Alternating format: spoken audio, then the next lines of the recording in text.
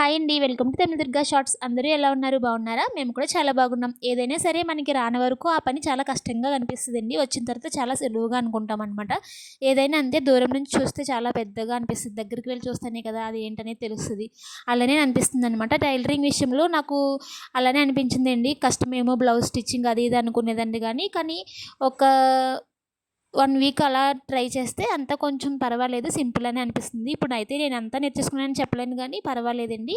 మన బ్లౌజులు మనం కుట్టుకునే వరకు వచ్చామంటే గ్రేటే గదా! నాకైతే చాలా సంతోషంగా ఉందనమాట. ఇక్కడ కట్టుకున్నాను చూసారా శారీ. ఇదైతే నాకు అమ్మ పెళ్లి కాకముందు ఫస్ట్ కొన్న చీరని చెప్పాలండి. ఆ బ్లౌజ్ కూడా భలే ఉంటది.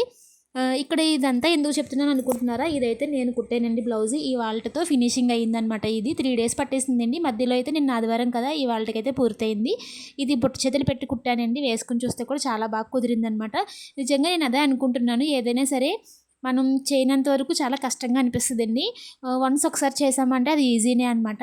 అంటే అన్ని మోడల్స్ అన్నీ నేను కుట్టేయగలనని చెప్పట్లేదు. ఇప్పుడిప్పుడే నేర్చుకుంటున్నానండి. ఇంకా బాగా నేర్చుకోవాలి. Subscribe my channel.